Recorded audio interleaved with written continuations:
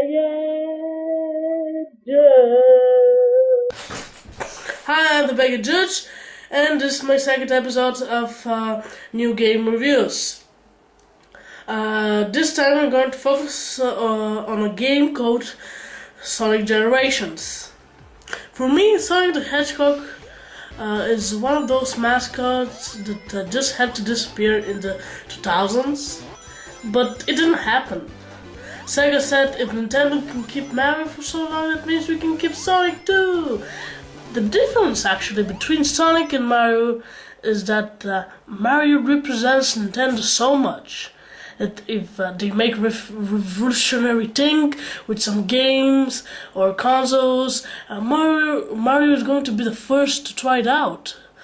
I hope you understand what I mean. Sonic, on the other hand, is not treated like a mascot. Because a mascot doesn't mean just to put him in a few games. It means to exploit the hell out of it. And if Sonic is made to compete with Mario, then why doesn't he compete with Mario? However, there's still some Sonic fans out there. And what the Sega did to salute its fans? The worst Sonic game ever. But not Sonic Generations, no. Sonic Generations was actually released a couple of years later than that awful game.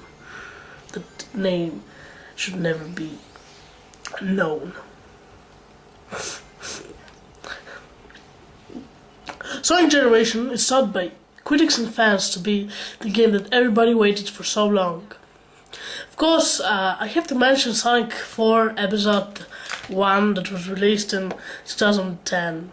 It was a comeback to the Genesis games with a similar gameplay. But let's get on the subject. So let's begin reviewing Sonic Generations. The first impression you get from the game is that of the effort that was put in. From the first stage you see what Sonic is all about. Actually, besides speed, because you see that too, but besides speed, Sonic is all about cover. Yes, you heard me right, I said cover. You see, from the first Sonic the Hedgehog game, there are so many colors, it is bright and it represents perfectly the Sega Genesis for the time, because the Sega Genesis had to compete with the Nintendo Entertainment System. Well, the Sega Genesis had better graphics, better visuals, and more colors, better sound too. And there were, from the first stage on the original Sonic Hedgehog game, you see that there are a lot of colors. Really well made game. The visuals in this game are the best ever. And honestly, I think that games like Sonic, where you interact with the stage, are the hardest to program, because there is a lot of creativity going on. It's hard for me. I don't imagine this. The gameplay is amazing, because all of the 18 stages are drawn from previous Sonic games, and you see them paying homage to those games. The storyline is actually a perfect way to show that Sonic is 20 years old and how much he changed with the years, over the years.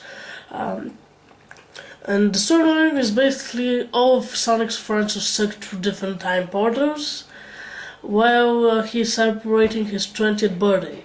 While he's looking for his friends, he made his younger self, known as Classic Sonic, together with the younger version of Tails.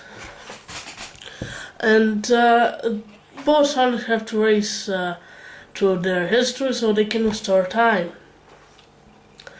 The controls when you're playing the classic stages are much better than the controls when you're playing the 3D stages. But sometimes you're going too fast on the classic stages and it can get confusing.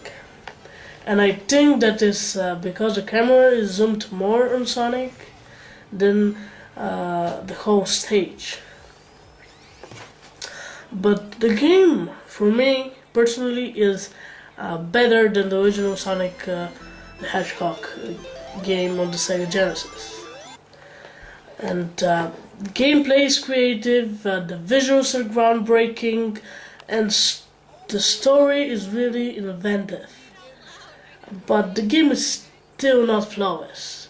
The camera can trick you sometimes and the controls are not so fluent. But overall, it is the best Sonic game in the past 10 years.